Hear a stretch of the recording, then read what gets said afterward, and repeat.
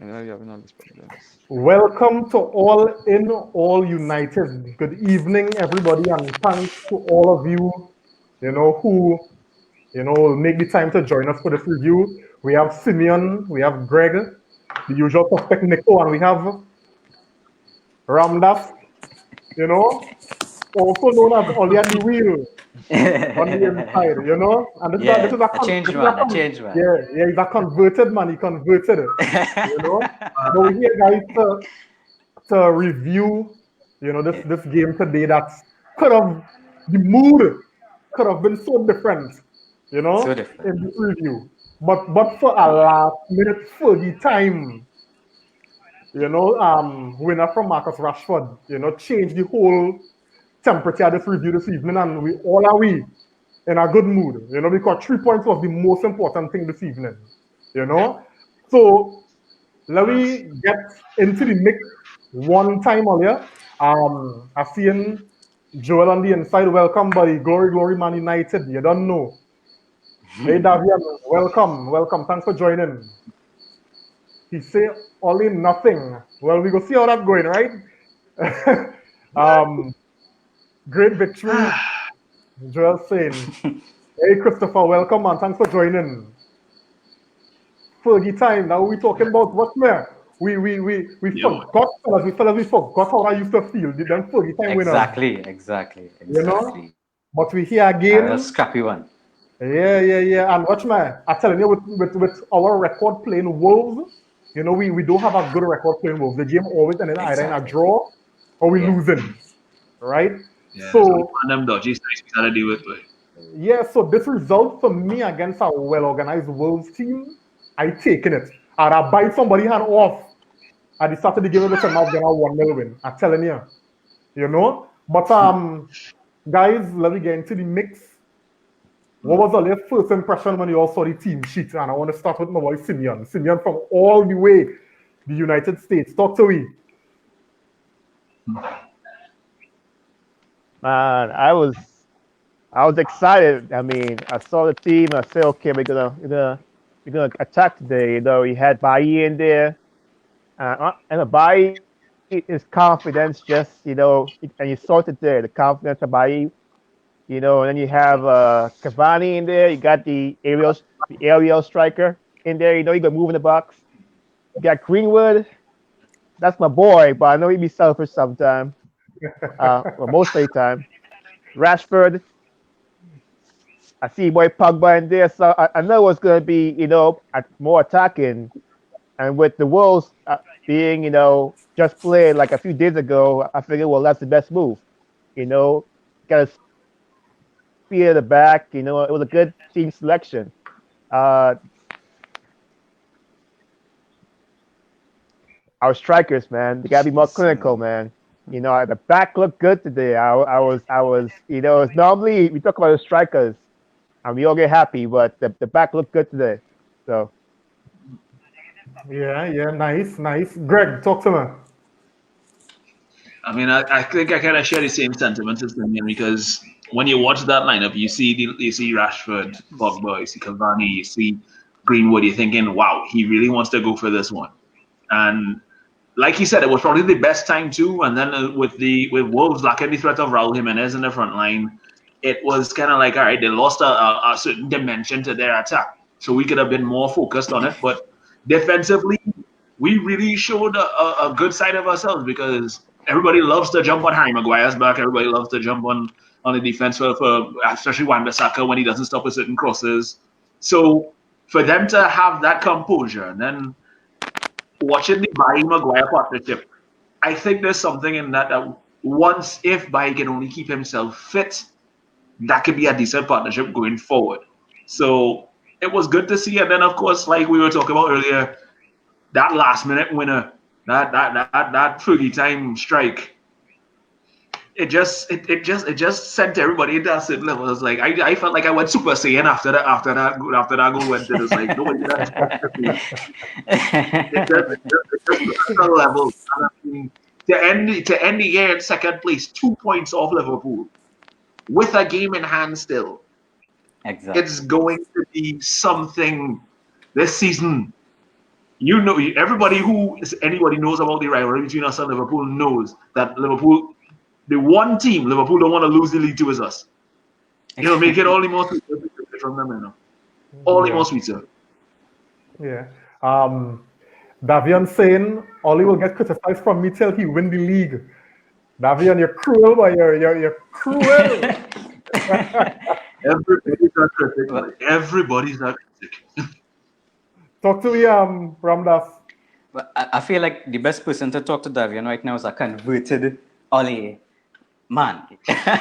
But I think I agree with him. Yes.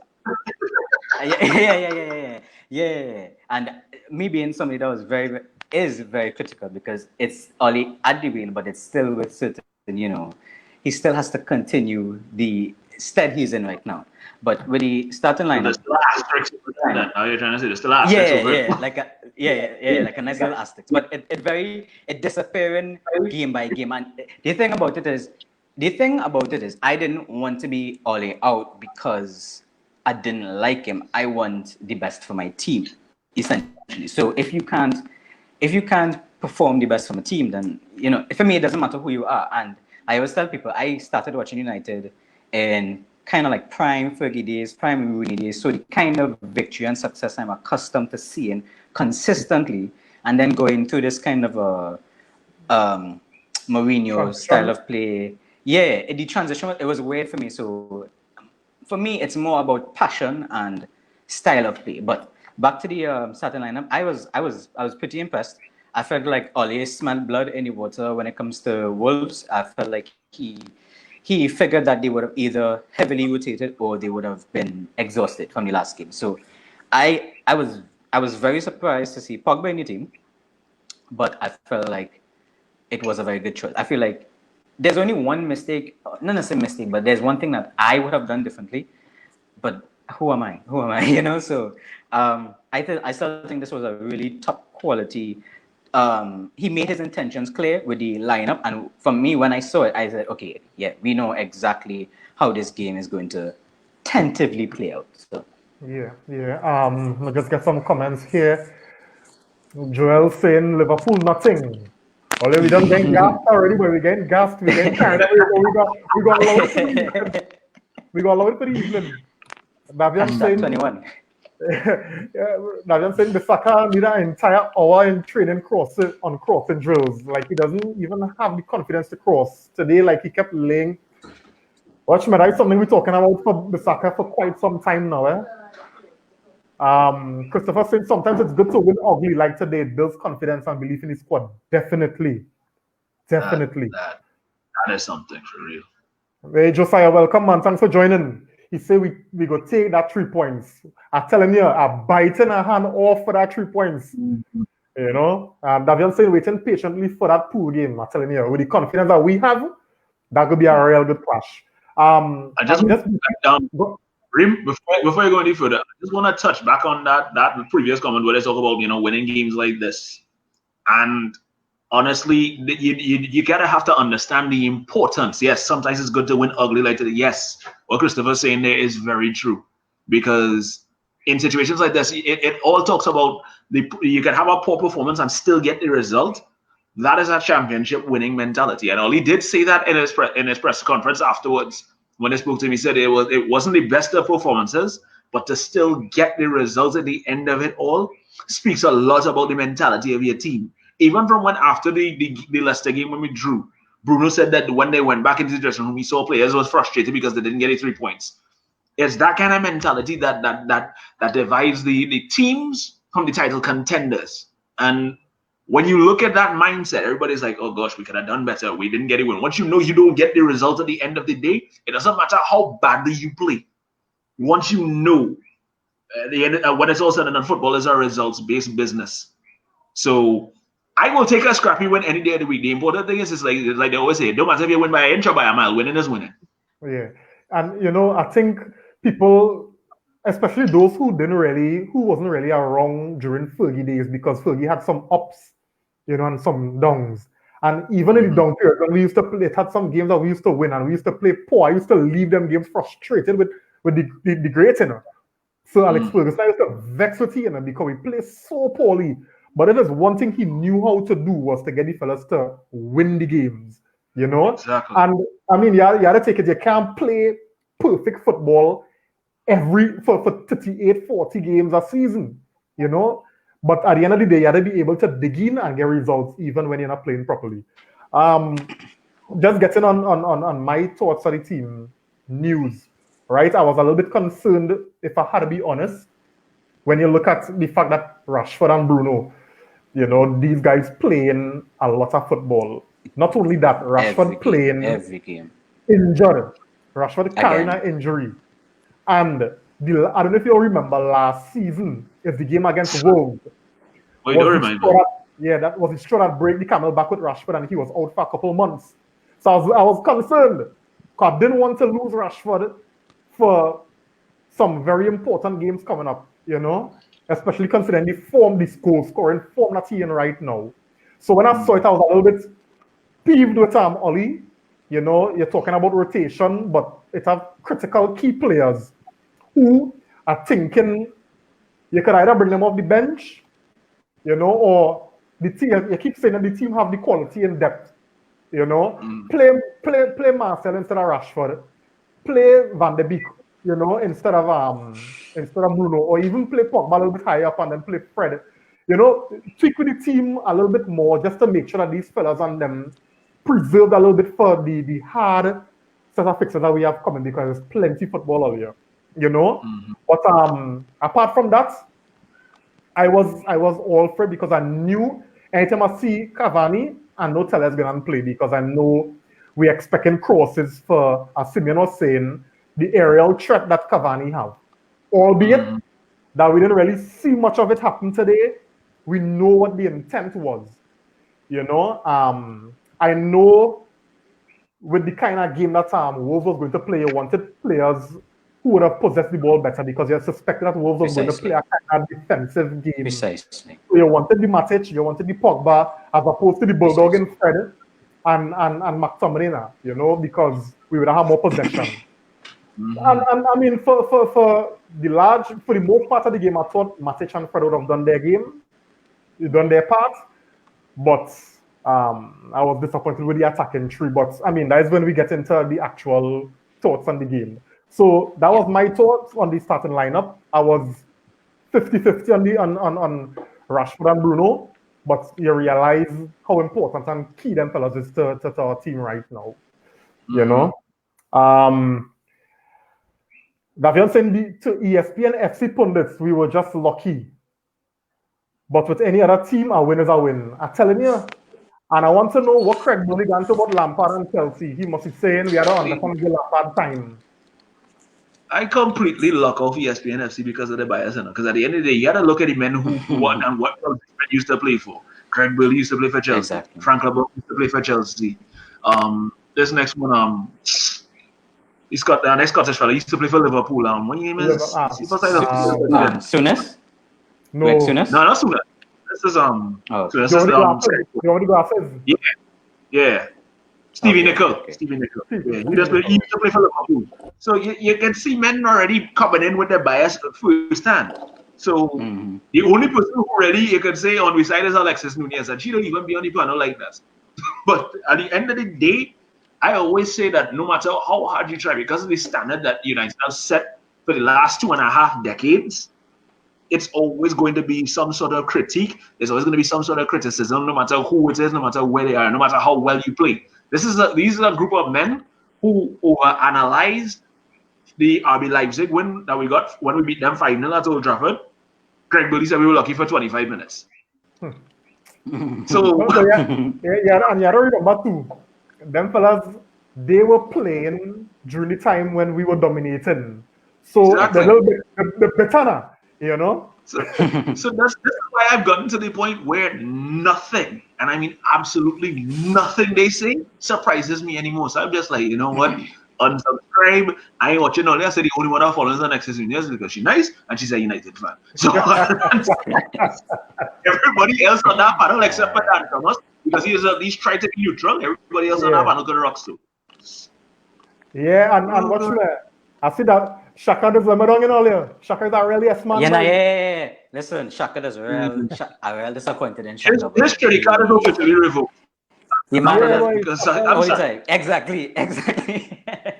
Like, what's happening? Like, I don't know. I don't get it. Joel said Wan-Bissaka offensive game needs to improve. His defending is 100, but gets up the field and crossing is poor. Yeah, definitely. I think Wait. I wanna ask a question on this, right? How do we feel about on the same Aaron Wan-Bissaka and his attacking? How do you feel about Alex Tellers defending in the left back position? Do we feel he's as adequate as Luke Shaw nah, in defense? definitely not. Right? But okay, what did we buy Alex Tellers to do? His crossing is dynamic good. I think his attacking, To go forward. For going forward and crossing it. Yeah. What was the standout acumen that we went on when we bought Aaron Wan-Bissaka? He is brilliant when it comes in defense. My only argument is, why are we upset with a defensive player and his inability to go forward? We literally went and find the most uniquely like, when was the last time you seen a right back with that level of defensive acumen? Even what was his name? Valencia in that position, he as aggressive as he was, he still didn't have the go to ground aspect, and that's not something he just developed overnight. That was something we saw in him in Crystal Palace.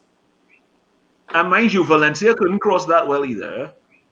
He Precisely. could drive it across the box. He was basically shooting at his teammates while the ball coming across his leg. Yeah. Precisely. So it I just took off and you're like, all right, let me hope for the best. It always kind of just irks me a little bit when people say, "Oh, Wan-Bissaka is not good."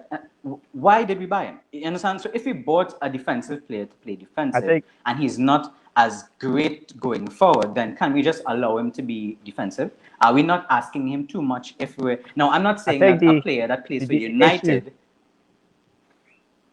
Go ahead, Simeon. Yeah, Simeon, go ahead. No, I think it's not Bissaka's fault, because the issue is we have no right midfield or right wingers on our team.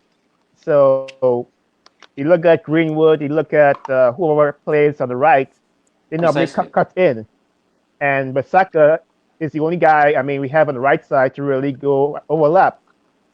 It's not really Bissaka's fault, but that's just where he ends up because of the formation. And because until we get a right winger that wants to cross the ball from that side and pull, cross from the corner, Bissaka is going to be under the microscope to cross balls. So I think it's not fair to him, but that's where the team is right now. Yeah. But when you look at the sorry, you guys. Let me just finish.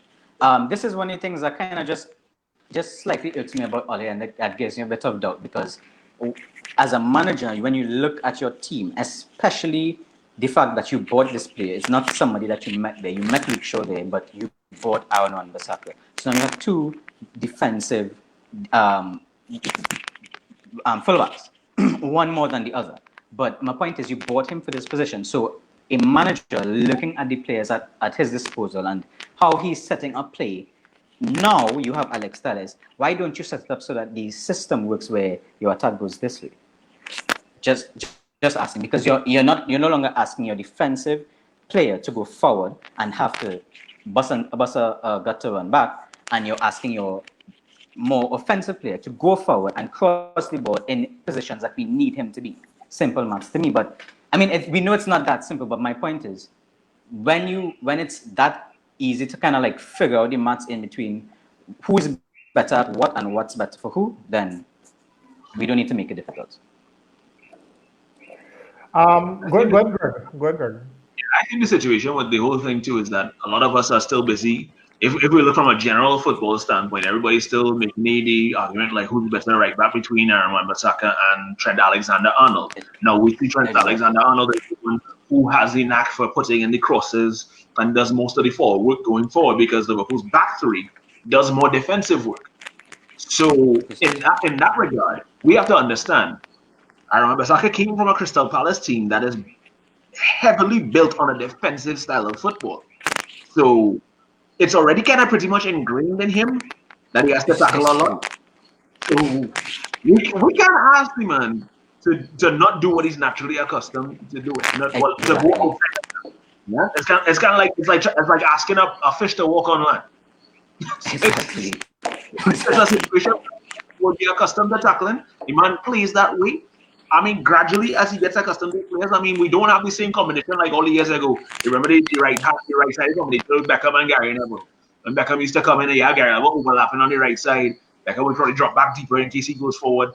It doesn't have anything particularly like that, because remember, Mason Greenwood will naturally want to cut in and go into the box. That right side is heavily exposed. So Wan-Bissaka will tell himself, okay, I have to automatically stay here in case we lose the ball and counter, and there's a counter coming our way.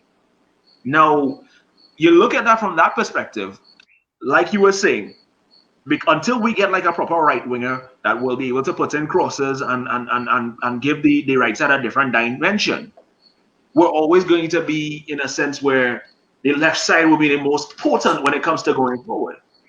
Because like you just mentioned, Alex Telles is there. He links up well with Marcus Rashford. There's also Luke Shaw, who isn't bad at crossing, but he's just not consistent at times. And that is, I think, the biggest issue with Luke Shaw's game. With Telles there now, it gives him more impetus to say, hey, I had to step my game up. This is a man who came from Porto. This was Porto's captain. So you tell yourself, right, men levels at a raise now. So it is a situation where until Wan-Bissaka kind of gets that kind of challenge, because look who we have as deputies in the back there. I mean, Timothy Fosu-Mensah. When's the last time he got a game? And then add to the fact, Victor Lindelof was used at right back a while back. So it was like Tuanzebe, who doesn't always stay fit. Your situation is there. It was like, all right, Wan-Bissaka's position isn't exactly in jeopardy at this point. So it's kind of tough, but at the same time, let me weigh in on this, right? And my thoughts on it are a little bit different from Ramdas here, right? Hey, welcome, Richard. You know, falling nice man. welcome. I think when Oli bought Wan-Bissaka, he saw his defensive quality, and we know once you have a solid foundation in terms of your defensive stability, then you could build the rest of the team on that, right? However, when you consider Wan-Bissaka's age, I know Oli thought in his mind that, hey, here what's going on. He's young enough to improve on different aspects of his game. Because Gregory talked about Crystal Palace and what you would expect your defenders to do at a club like Crystal Palace. Defend. But at Man United, with one of our phrases, attack, right? So as a fullback, you're not coming, as a defender, you're not coming to only sit back and skate, tackle people and defend. You have to contribute going forward. And I think from the Wan-Bissaka we saw when Oli had just signed him, to who we're seeing now, we're seeing baby steps in terms of progress, in terms of his attacking game, but he has to improve. Because we want the football now is not necessarily right back and left back. It's right full back and left full back. Meaning that these fellas have a responsibility to provide that kind of extra width going forward. Right? If you look at all the other clubs playing football, you'll see where these defenders on the wide positions overlapping and providing that kind of width. Right? And for a club like Man United, we want that as well. I don't only want you to be a defender to stop. What are the happening games where we have more possession? Right? You're going to just be standing up there waiting for them to get the ball to come and skate tackle them or win the ball back. We require our defenders, to provide some kind of attacking support and quality attacking support at that. So I hear what you're saying. I hear what you're saying, Ramdas. But that is a part of Wan-Bissaka game he has to work on, he has to improve, or else he'll become obsolete and we go replace him. All right, fair enough. But then here's my counter argument to that. How are we then given the captain of our club, my favorite player in the team, a free pass. Because we bought him for one, his defensive acumen, and for his headering abilities, his ability to get the ball into the goal on corner kicks, get the ball into the ball, defend corners against our goal. How are we then giving him a free pass? And Aaron Wan-Bissaka, who is a defensive footballer, who does his defensive duty, Harry Maguire always being caught out, always getting spun, always getting left, always grabbing and literally dragging down one of his own players, getting a free pass. That would be my counter. But we can get into that 80 million. on a different day. We can get into that on a different day. You understand what I'm saying? So I understand what you are saying there, but one, that's not how a big club sets up. To me, that's not how a big club sets up. They don't just say, oh, well, you're at a big club now, you should be able to play.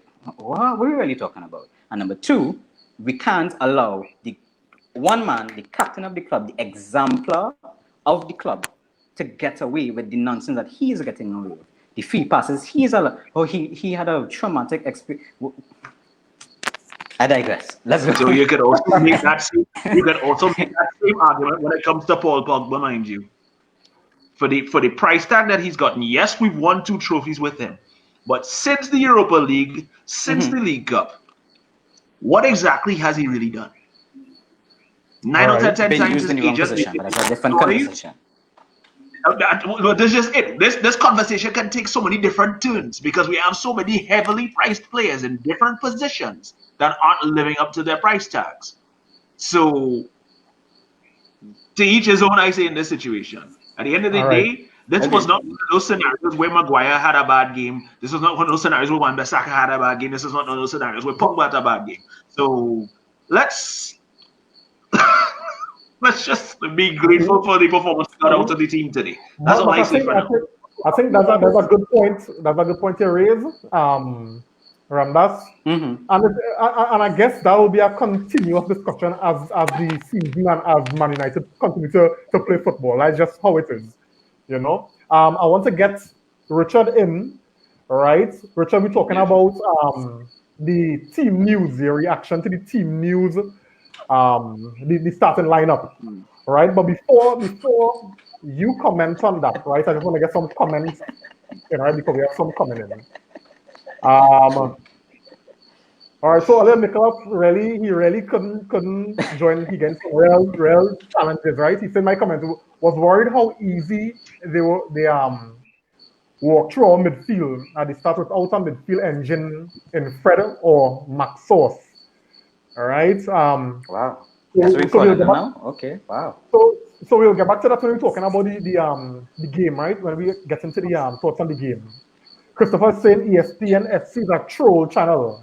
I don't ever watch them for any kind of opinion. They are too biased, as you guys said. Yeah. Work. I hate them. Nicholas also saying Bailly was very composed in his defending and read the game well, made some timely interceptions there. Bailly was real good today earlier. Davian saying the last best wing back crosser we had was Evra. I don't think anybody could doubt you or challenge that. Nah. Nicholas also said, must commend Rashford for not giving up at the last. That is the United identity. So true. Something I feel Martial has to leave. Why is you on Martial? What is your problem? Always had to throw that Martial shooting dog. He always had to throw that Martial shooting dog. He doesn't like to do that though. He's like to go be a problem. I'm saying nothing. It would be because he didn't see something about Martial though. Wow. It's not at all in United review if he didn't talk about Martial, for sure. Christopher saying to me, right back, left foot, first job is to defend. So I think he's agreeing with you guys here. He said if he's defending well, that means he's doing his job. Them being good is a bonus. Exactly. And I think the football evolved from just a left back defender. Nicholas saying and Wan-Bissaka started as a winger. So he had this. But man, I don't know about that. McTominay started off as a striker, so No, but Well, look at that. Gregory, sometimes when you see how McTominay is finished, you can see a little bit of that there, you know. But Bissaka, I can't see that wing. I think like all right, so let me just get these 2 points before we go to Richard, right? Davian saying Wan-Bissaka won't be replaced entirely if he can fill a role. He just might not start. Okay. And the next point, at Oli and the wheel. This is for you, Ramdas. I take a look at the coaching staff. Who you think can help Wan-Bissaka work on his weakness, which is their job in the first place? All right, we go respond to that after we get Richard thoughts. So Richard, talk to me. yeah. Well, I was happy with the result today, but I think the performance could have been a little better, especially in the first half. That performance in the back line, I don't think it was all that good, but coming into the second half, it was a little more solid and everything. But kudos to Bailly, because I realized that without him, we could be at least 3-0 down without Bailly in the back there. And I believe once he's safe to have a proper centre back, you know? Yeah. Because he way better than Lindelof, I could say that. Fuck. He Me too, really game a lot better, and Me too, Ramdas saying, yeah. you know.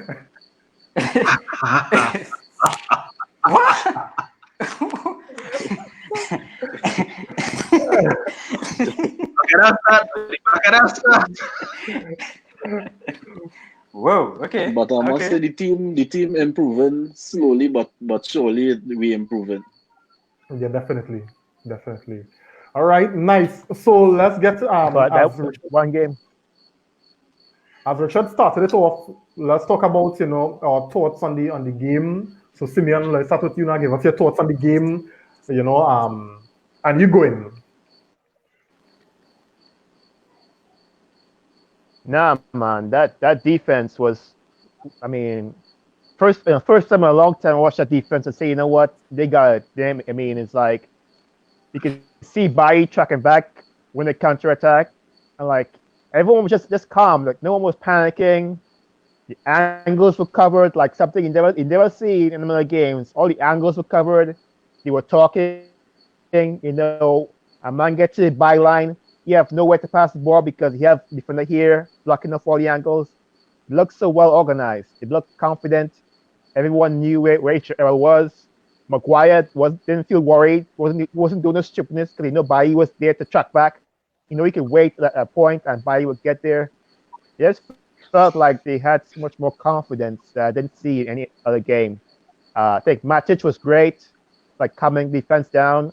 I felt like the communication was just there. I mean, I can't remember seeing them play so well and look so comfortable in any games I can remember. Maybe the PSG game, maybe. But I felt they were well drilled, well organized. The angles, that's something they never did well. They never covered the angles, but they had it down. And I feel the offense, man, they had chances, and it's just like, I'm glad Rashford scored, but they had chances to score, and it's just like, it got to be more clinical. I mean, the defense, they haven't played like that all year. And I think we're lucky they played like that because there were chances that, any other defense this season will give them a goal in these kind of matches. And because our defense played so well, we had a chance to win at the end. And then plus got to stop missing them easy goals in front. True. Greg. I mean, in our history facing Wolves, we've always had it's always been a cagey affair.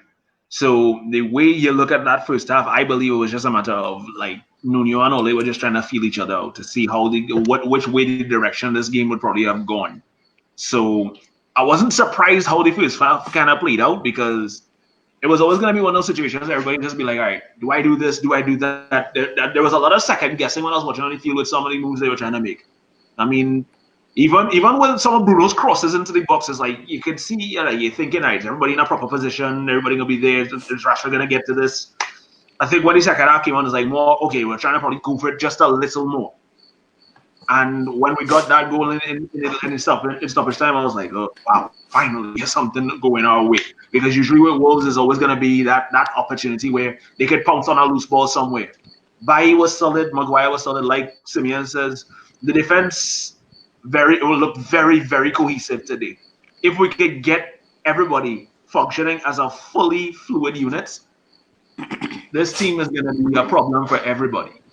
And I would say that this is the starting of something beautiful for some time. If once we get everybody in the right positions, but we get next centre back and a right winger, this team's a problem. Yeah. All the wheel. All right. So, all right. For me, this was a really good victory. It shows that Ole is maturing. It shows that the team is maturing as well. It shows that one of the biggest things that it showed to me is that Ole is learning how to unlock the low block or these super defensive teams. Maybe not in the way that I personally would prefer, but he is learning a way to do it. His way is to wait until they get extremely tired and then go back into counter-attacking. Now, here is why I have issues with Ole. One, we have I almost feel as though he's like a kid at a candy shop and he sees all his favorite candies and he just kind of like pulls them and put them all together in one bowl and then just kind of goes with a bowl or goes with a bag and that's what he eating today. We need structure. For example, we knew who was Wolves' main attacking threat from the beginning. Not only that, when did Sayes start the game or did he come on? Because I felt like he came on. No, he started. I think he started. He came on, right? He started, right? Every single time Wolves attacked us on the ball, on the counter, every time they attacked us generally, the commentator is calling the same person's name. Now, that some people say, they have one attacking threat. That's not how I see it per se. I'm looking at it to the fact that they know or they have identity, they identify this is how we score a goal. Anything else happens because we got through with a counter-attack. Rashford was able to collect that lucky ball over the top and stuff like that. Right now, we are playing counter-attack the ball all the time. We are playing push high, run back deep, everybody get all the way back, then get the ball to Bruno, get the ball to Pogba, Rashford bust a run, Martial run behind him, Dan James, if you're on the field, you run up the wing, and then we just lob a long ball up behind the defenders. Rashford grabs it, and Marcus Rashford is literally one of my favorite players. I've been telling Reem especially, I've been saying like, dog, just relax. Rashford come in, yeah, it's only coming to come relax. But in my personal opinion, our dependency on Rashford is very dangerous because Marcus Rashford is not the number 10 that we're accustomed to. He's not the Wayne Rooney number 10. He's more like a number 7. Marcus Rashford should be, in my opinion, should be used as a number 7. But we're depending on him like a number 10. He is the number 10. He is the number 10, but he doesn't play in that position. But I think we need to identify specifically. Now, another thing that goes into that is the fact that we played Cavani to start. That to me is where he missed the trick in starting Martial. As you said, Reem, this game showed us that we needed more players that could control the ball, hold the ball up, control the ball, play the ball through. For me, I would have played Martial over Cavani, simply because I know that the type of game we're going to play, long ball over the top, Cavani doesn't have the pace to get those kinds of balls. He doesn't have he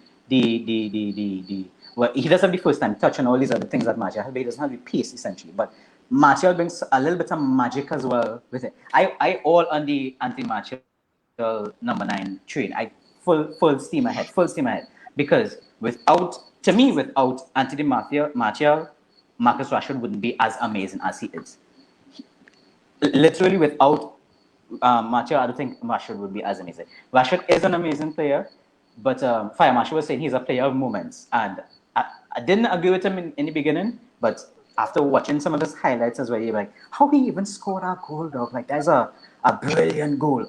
So I felt like we missed the trick in not only the style of play in the sense that we are going to wait until the last, well, maybe not how we set out to play, but we know that we are going to counter-attack. We know that if they play the low block, we're going to counter-attack them, and the best time to counter-attack them really well and get that sure goal is within the last 15 to 20 minutes. Get Cavani on, get him to get into the box, run in the box, down the keeper throat. Luckily, we didn't have to do it that way, but I'm just saying, that's how I would have done it, or I thought he would have done it, because I just see Wolves as such a physical, dominant side. They want to dominate the ball. We know that they would have at least tried to counter-attack because they know that's what we would have done. So it would have been a very shot-for-shot type of game, and we could have taken a little more control of the game if we had maybe an anti-Martial up front as opposed to maybe a Cavani. Not saying that he played necessarily bad, but, just in my opinion. On the other end of the spectrum, everybody at the back had a good game, including Harry Maguire, with some exceptions. Harry Maguire, no, because I can't give him all the praise. I remember the first time Bailly played with Harry Maguire, and he looked poor, and we dissed him. I think that was the first time I came onto this stream, and I said the reason Bailly looked like that is because he does not know what Lindelof knows. He does not know that he has to cover for himself and Harry Maguire. And have you noticed that Bailly basically controls the back line? Bailly says, no, yeah, you go there, Harry, no, you come here, come here, collect the ball here, pass out there. Have anybody else noticed that, or just me? I have an agenda against Harry Maguire, so I would notice these things, right? Yeah, but did we not see him? Did we not we appreciate see him clatter the man right outside? Did we not see him clatter the Wolves player right outside of our box though? What tackle? You missed the ball. You almost cleared our player in the first place who was getting the ball. Then you clatter him literally, and then you throw down like, Harry Maguire. He's becoming very overplayed. He did that against Everton in the Carabao Cup. Literally jump on Richarlison. We have to excuse Bailly simply because he hasn't played. Yes. Because ever since Maguire came to the club, he's played almost every single game, minus one, where Ole said he was injured, left him home, took I think it was a bit to Anzebi and Lindelof. I mean, we smashed that game up. There was no issues whatsoever. You understand? Harry Maguire, he came from captaining, and he didn't just decide he came from captaining the Leicester City as well. We need to keep this into mind as well. He was the captain of it. So all these excuses and leeways and stuff like that, Harry Maguire, don't float in my book. See? I didn't hear good. I said no. He was the vice because Wesley. I said he's the vice captain. He was the vice captain at Leicester because Morgan was the captain at Leicester. Fair enough, but I still feel like he who needs to be the example is a very poor example. Me personally, Lindelof, the Iceman, the man who was literally running our defense before we had a reason to buy Harry Maguire, and we only wanted to replace Harry Maguire because Smalling was a risk. He wasn't as good in the air. He wasn't as good. We sold Smalling, and now he has better stats defensively in the air than Harry Maguire. What are we really doing? What are we doing? What are we really doing in the back end? Randolph, all right, so I hear what Dream, I had to jump in on this one. I'm sorry. Understandable. I had to jump in on it. Hold on, Nicholas, let me say something here. Lindelof is better with the ball at his feet. Everybody knows that. Right. He is a better ball player. Better in the tackle as well. Defensively, he still has question marks on him because his heading game needs a lot of work. Anybody who has seen Lindelof go up for set plays, the man does not have a strong heading game like at all.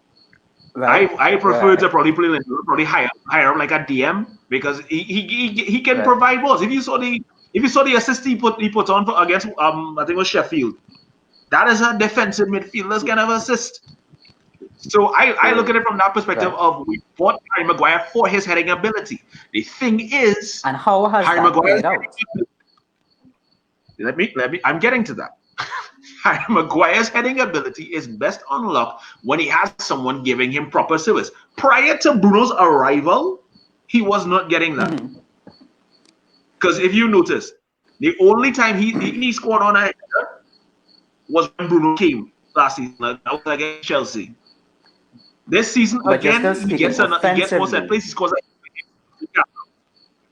Defensively, he has put in some good stats because he's put in the most tackles, he's covered the most ground. This is a man who has caught Raheem Sterling and stopped him from an open goal. Harry Maguire. You mean the one time? All right. To answer, but still, how much?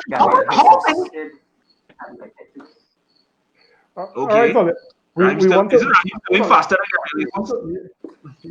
we want to stick to the all right. Let me just get some comments in, right? And I think this was going back to the discussion we had a little bit earlier. He's saying, Christopher is saying, I take in Wan-Bissaka over Trent any day.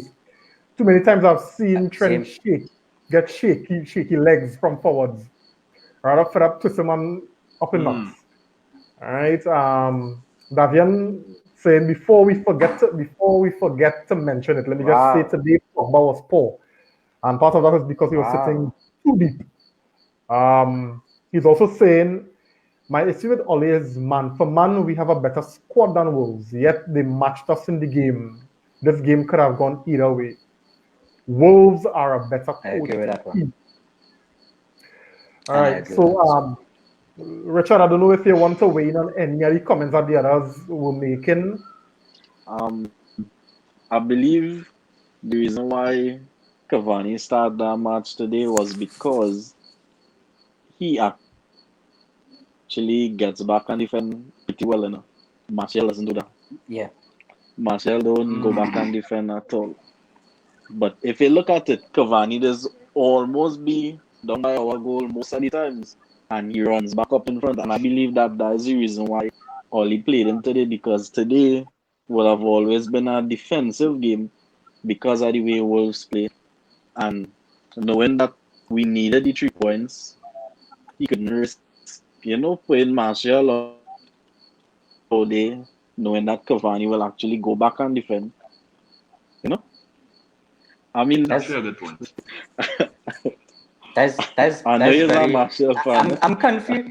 I'm confused in the fact that we're saying that we need an offensive player, the man who's supposed to be scoring our goals, to be busting our gut to get back to the back, and it shows that our defense then doesn't it show that something's wrong? Was York and Cole and they running and getting back as deep when Ferdinand and Vidic and they were in the team? Rooney used to do it though. No. Yeah. Rooney is a different being of a man.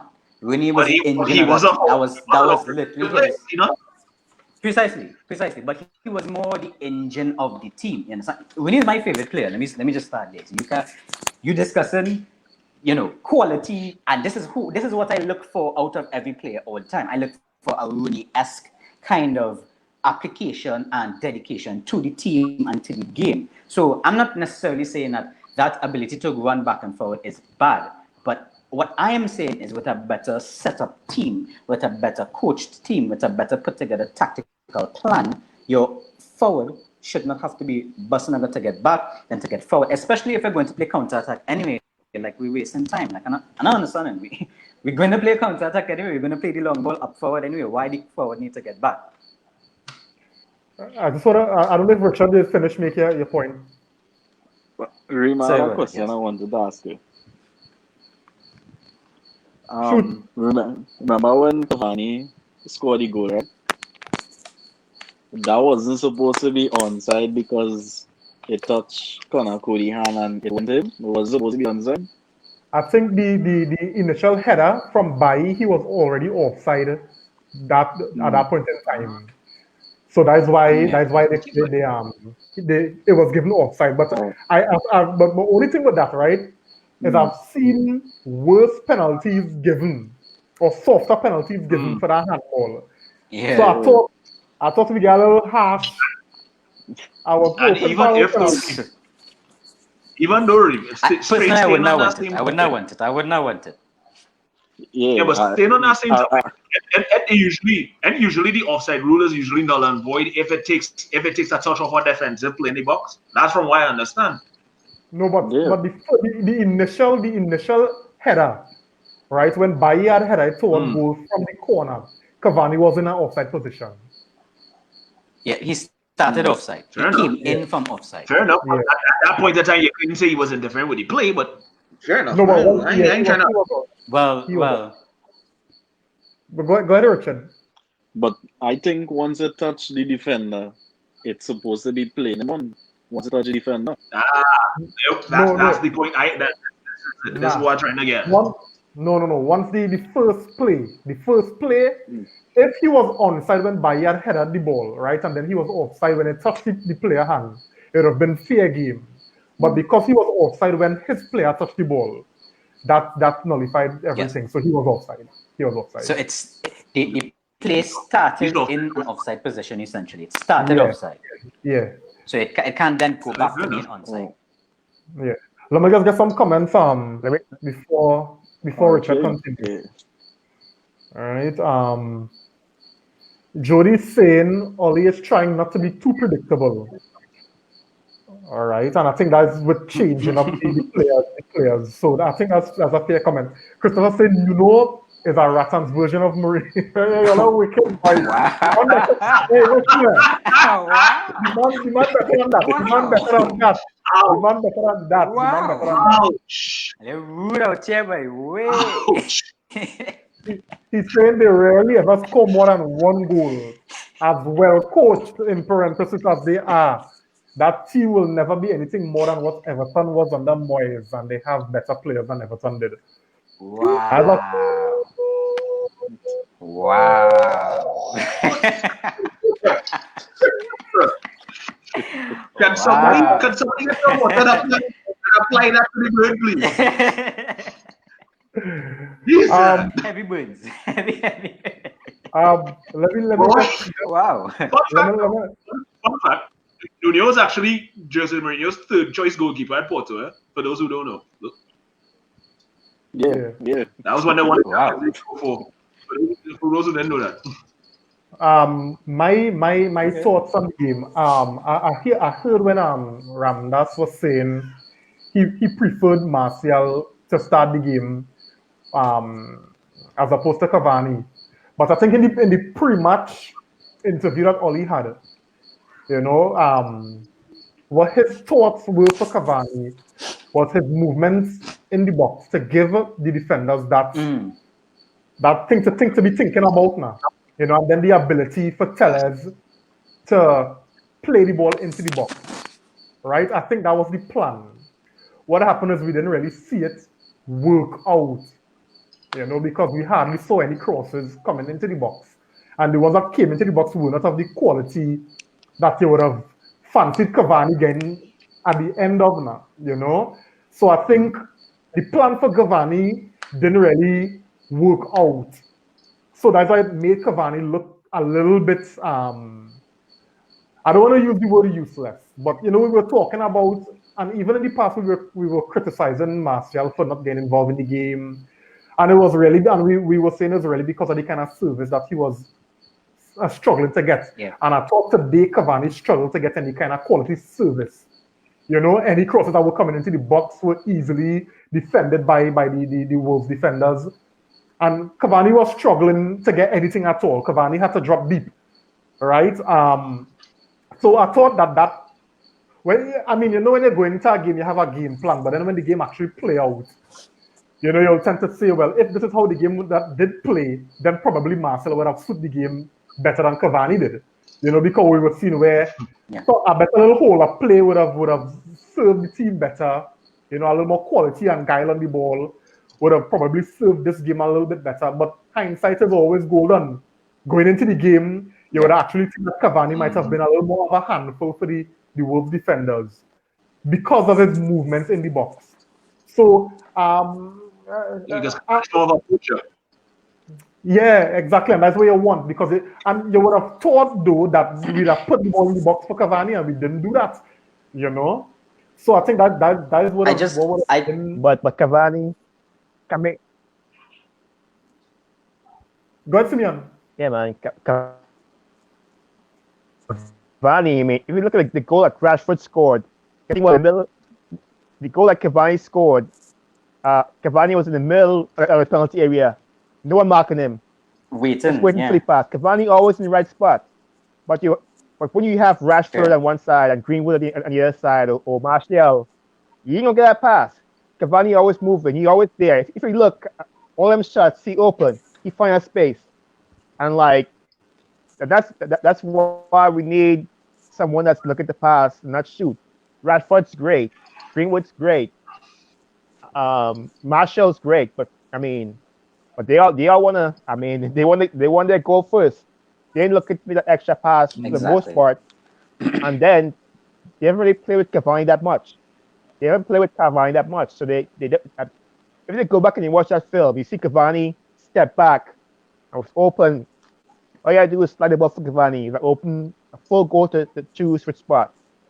And one more thing I want to talk about: Pogba and Bruno. I love Bruno.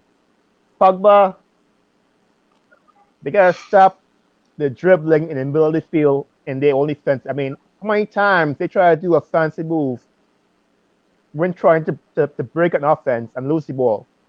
If you're gonna make a move, to make a soft move and lose the ball, it's like our midfielders lose the ball too often trying to make a move. Bruno did this last game, and what was it? Leicester scored because Bruno lost the ball, and they went back and scored. Yeah. They lose the ball too easily, trying to get out of outside the field. It keeps happening over and over again. Pogba, Bruno, and Pogba. I see Pogba trying real hard, man. I can't fault Pogba. The passes ain't there. I don't know if it's just not too many matches under his belt, and the system keep changing, but his passes just ain't reaching. But the man trying. I see the man come back, the man take the ball from Traore. I was like, is that Pogba? First time I see Pogba move his legs so fast in a long time. Pogba trying. I know he's trying to get out of the club. I know he's trying to get that contract for the next team. But I see him trying, But that midfield, I mean, go back to the forward, man. Martial gotta score some goals, man. This team was best last year when Martial was curling balls in from the left. Remember Martial curling the balls from the left side? Martial didn't miss last year. Them strikers gotta if you want to get to the top, right there. If Martial starts scoring, we're gonna win the league. If Martial starts scoring, we're gonna win the league. Marcel is my boy, but sometimes I feel Marshall he need a little bush battery because the kind of things I see him missing right now. I don't know, boy. I don't know. Yeah. Just before you say, let me just get some comments inside. Right, Jody said, no offense to the Marcel fan, but my 12-year-old daughter was getting annoyed with him when he came on. Oh God. Christopher saying, I talk about last year, Marcel. Yeah. We know. Christopher saying, when I saw the team sheet, I knew Cavani would be isolated. Rashford and Mason are selfish forwards. Talented, yes, but selfish. They always look for the shot instead of the pass. Jody saying Greenwood, I feel, is the most selfish player in the team. Let me just talk about this one, Jody. The heights that Greenwood hit last season, right? I think he's struggling this season, and he trying his best to start to score, and I think that's what clouding, the more service that you will want to get from a player like Greenwood, because he's struggling this season really and truly. So he's just trying to be the selfish one to get the goal for himself. Because I was saying Marcel and Cavani play well together. Not in that. On the contrary, Marcel actually does look for the pass. Rashford owes him his firstborn son for the amount of times he set him up for goals. Thank you very much for that one, Christopher. Ian, welcome. I thought Marcel and Shaw would have started today. Me too. Greg, go ahead now. Yeah, so what I was saying, going back to the whole thing about Cavani and why he was playing there, everybody was saying, like I said, he's naturally a poacher, and poachers are the kind of strikers that will always try to find themselves in positions, find themselves in these spaces for people to say, hey, all right, here, pass the ball. Marcel and Rashford don't do that because they're more movement-like players. I think Rashford's style of football kind of reminds me a little bit about like Ian Robin, except he's not the one-footed kind of player. But Ian Robin likes to cut inside and try to look for the strong shots. Greenwood tries to go through. He's naturally a centre forward, so he's naturally going to be selfish. But at the same time, given his position, he has to look for the options available to him. Martial's game is a little bit more of a balance between the two. But right now, his finishing is the worrying thing because this is a guy who scored like 20 plus goals last season.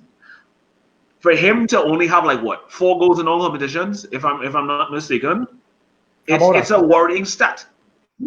Because just to see the heights he came from last season to get down to this, it just goes to show that there's something fundamental that's not really working up there.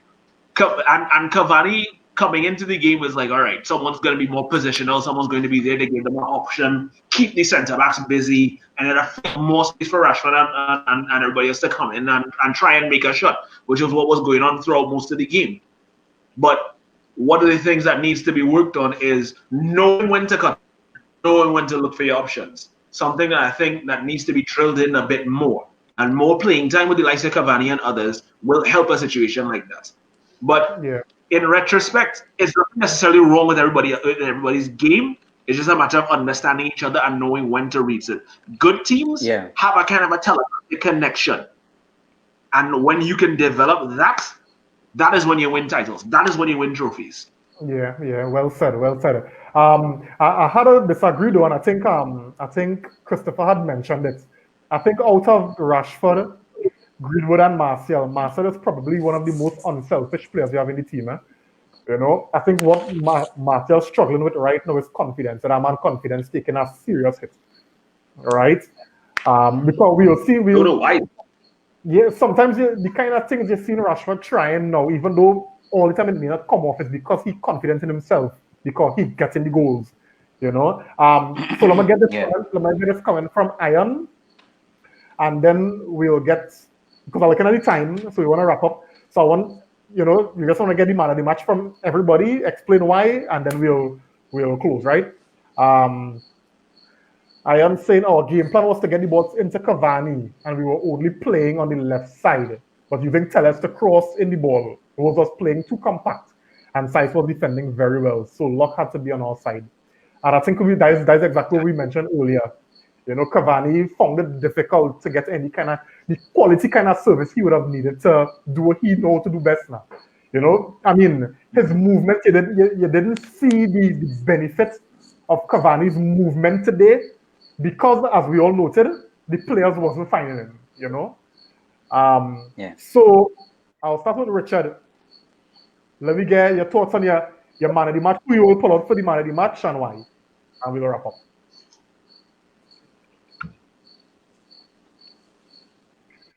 Well, I think my man of the match will be everybody because I find he played very good and he was the best defender we had in the back there today. And to be honest, he was like the heart of defense with him, and I watched him a whole game. And it was good to actually see that, you know, we had somebody in the back there solid and making sure, you know, that Wolves don't embarrass we like how they do in the past few years, you know. So I think Bailly is my man very much. All right, nice shout. Simeon. I go with same man, Bailly. I mean, that's the man that Ali was hugging. Ali had the man around his shoulder. I mean, on his shoulder in the game. I mean, Bailly. I mean, just the confidence wise, you know. You see the whole back four just knew who each other was. You know, Bailly was tracking that man, and Maguire not doing anything stupid. It was just a whole confidence. I mean, that man changed the whole back line. Bailly. Man, and kicks. Yeah. I mean, the man was kicking down people too. I mean,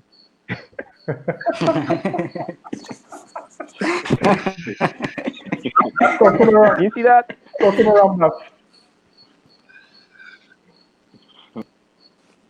Oh, yes, sorry. I I do agree. Bailly had a really good game, but I have to give it to David De Gea, boy. Man like David De Gea, boy. David looking real good these days. Real. And going from last season and then the season before that, and I think maybe even half of the season before that, generally like coming down to the end of Mourinho's season, to last season, he was looking really poor, and to the point where fans were screaming for him to get put out. I'm like, what? David De Gea, our number one? You crazy? I think we need to put some respect on David De Gea's name. Number one. Number two, I think we should maybe even give him the vice captaincy to maybe, and let him be the one to sort out our defense, because you can also hear him becoming a lot more vocal and screaming at people from the back to get back into position, play the proper pass and stuff like that.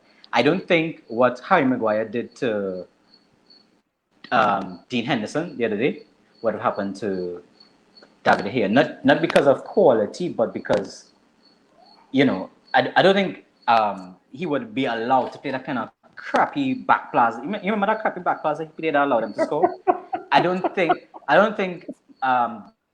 De Gea would have allowed him to. He probably would have controlled it, but my point is, it wouldn't have happened. Is my point generally. Ramdas, your man of the match for today. David De Gea. Thank you. Okay, good. Watch me, Ramdas, just find a way to fit in Maguire. No, Greg, talk to me. I mean, I could go back to the amount of times when David De Gea has let balls slip through his hands and score, but let's not go down that road. We'll stick to what we're going to talk about here, and I think I'm going to go. We're going to go with the reports. I think the majority rules have it here tonight. I believe Eric Bailly was the most outstanding player for me on the pitch today, because he really, like he said, he really did galvanize the backline a bit more. I think like I said, from the start of this whole thing, I believe that Maguire and Bailly as a partnership could be something very budding, because I think there's a bit of more of a balance with those two. You have someone, okay, who really that. Thank you, Richard. Thank you. Once he stays fit, but you have one person who's the composed one in the back line who tries to read the game well, and then the one who would be going at you and rushing you like a madman. Kind of like a black vision on the man Vidic to an extent for me. I think why he's the closest I've seen the Vidic in a long time. When I see Bailly coming at them, they're running now. Yeah, man. Run into the African there. Yeah, play man. Anybody see definitely man in the match. Anybody see the tackle we make on the line? On who? Where he make on the line? I can't remember his name. I think it was I think it's yeah. Probably check it back. Okay, but he hit the man like a bulldozer. I agree as well.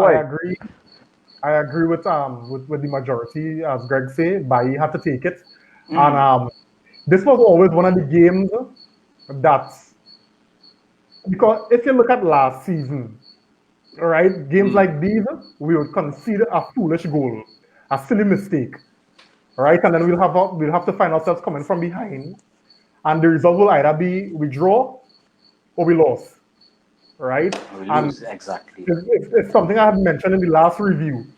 Something Ferguson drilled in the players and us as fans in we head. Great defenses is what is win titles, And if our defense wasn't as solid as it was today, and the majority of the credit will go to Bailly, because he was the one winning back the ball, intercepting plays, making men feel his presence.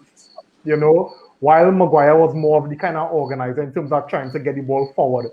I think, had we conceded today, well, if it was for Bailly, we could have conceded today, and I think Bailly was real solid, and the fact that we had a clean sheet, all we needed was one goal to win the game, and that's what happened today. You could have tell, once we score, we know the game was done and it would have been ours. So, well done, Bailly. As Richard say, once Bailly can stay fit earlier, I think him, Lindelof and Maguire will give us a nice and even to Anzede as well, will give us a nice base to build on, you know? So strong defense in the back, yeah. Until Ori change the team. Next game gonna be Lindelof, Maguire. Back to the same old thing, man. I don't trust Ori to Back the to team the same way, man. Exactly. I don't. Exactly. But after a performance like this, they can't jump by. How you gonna jump by like wickedness? But I want to ask well, that's a Strange You will be very things have happened, surprised. Reem. Strange things have happened. You will be very surprised. I want to ask well, that question. Look, once we get a result, that's the important thing. Eh? So men go quarrel and complain, oh, we ain't on these fellas here. But once we get it win, who pocket Charlie went to men Maguire or Matic? Take us, Matic. I feel Matic. I had to be Matic. Well, it is real. I ain't gonna lie, and I'm really not going to lie. Well, it is real with this man called Maguire, no though. The man really say Maguire pocket try. How Maguire keep on up a try away? How? When? No, he didn't keep up with him. He manhandled him. No. Let me just get his comment in. Let me just get his comment in here. Christopher saying Bailly definitely man of the match. Now get him back in bubble wrap. Yeah, boy, watch me. Jody saying, I watch me. We had to recognize the good work that Jody doing because he have his daughter watching the program. So we appreciate that, Jody. Exactly. Big up to you. I'm telling daughter we said hi. Big up. Yeah, third man of the match. Train them well. Was Matic. All right, so big up to her for that. I don't think once Maguire doesn't headbutt him again, but he will be fine. Oh, boy.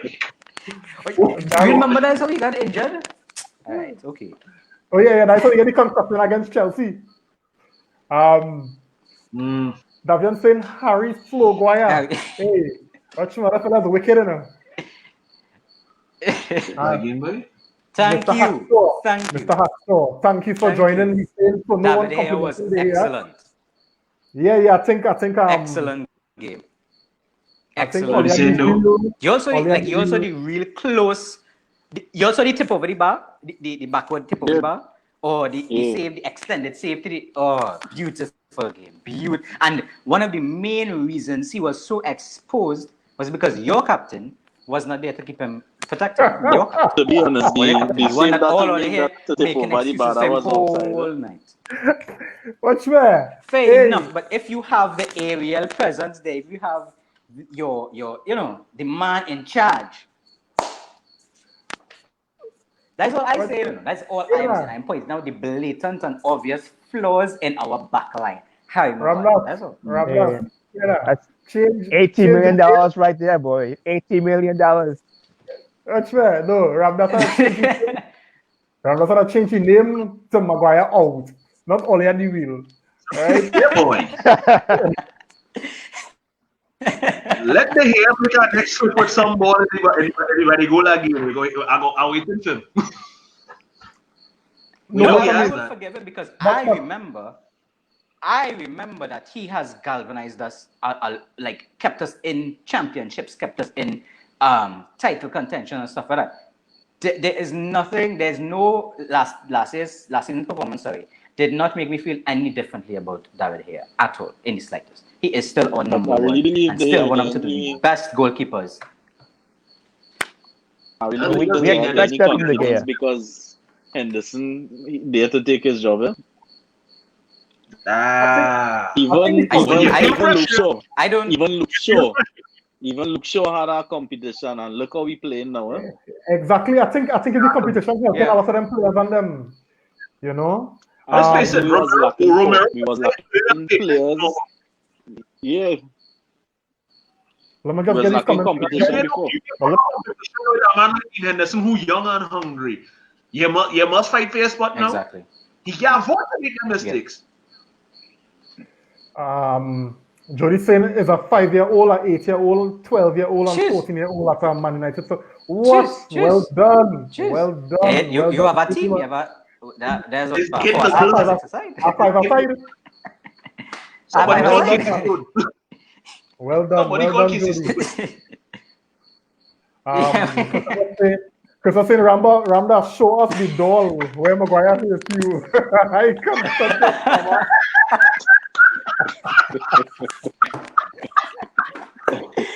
He hurt my pride. You can't be 80 million and be doing what you're doing there. You're wrong. You're wrong, Fit. You're wrong.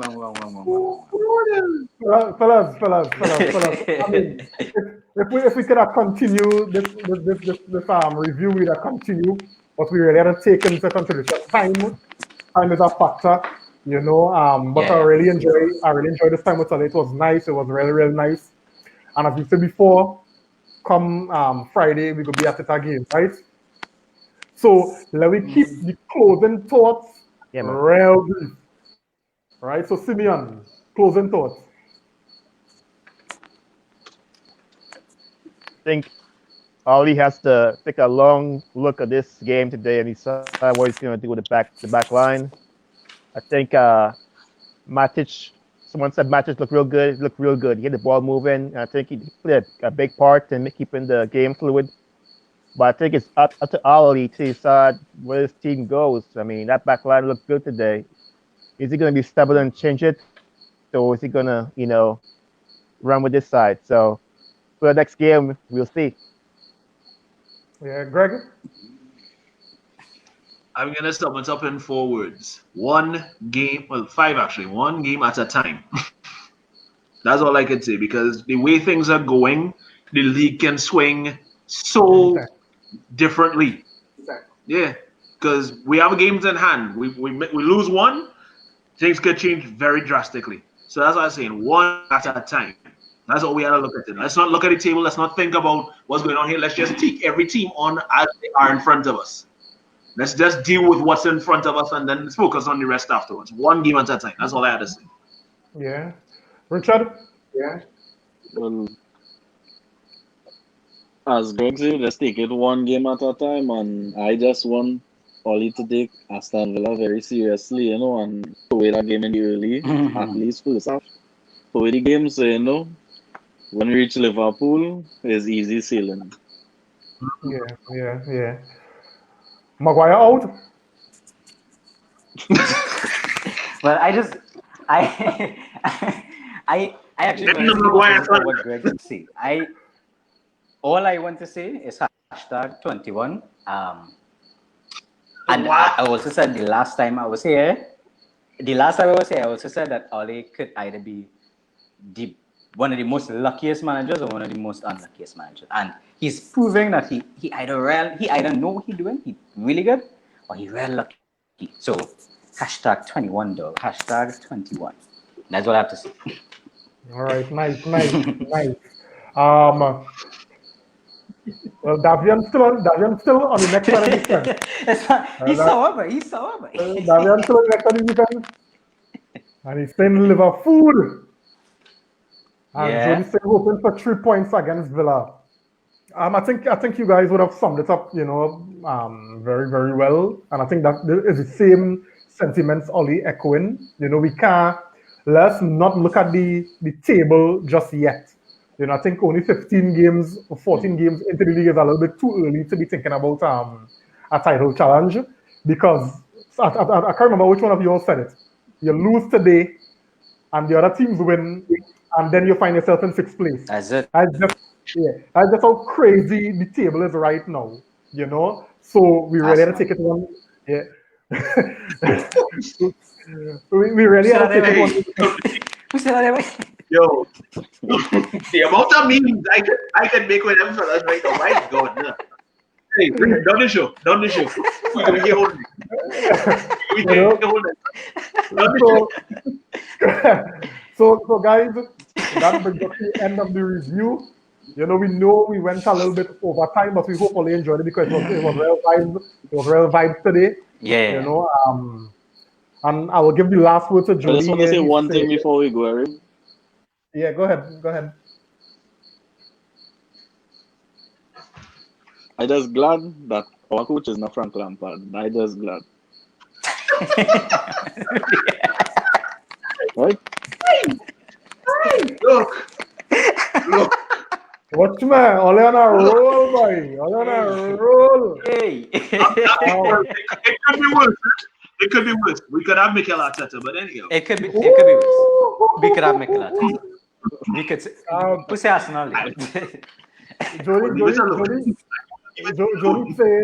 Jody saying for the last time I will say this, Oli will be Manchester manager for the next 20 years. I know about that. Christopher saying, I remember when Spurs was challenging, table can change quickly this round. Yeah, it's true. Very true. Hey, Dion Cameron, welcome. You joined so late. We are about to wrap up, but thanks for joining nonetheless. Fergie time. She believe in it. It's Fergie time. Yeah. Fergie time, yeah, for real. Fergie time. So you get the last comment. That game was stress for you, but I mean, we get the 3 points and that's what we needed, eh? So thanks for your comments. Yeah, most importantly. Yeah, so guys, thanks for joining again, and we'll be here on Friday to review the Aston Villa game. We hope there's 3 more points in the bag as we continue to move up the table, and stay in and around for the title challenge. Have a good night, everybody. Yeah, man.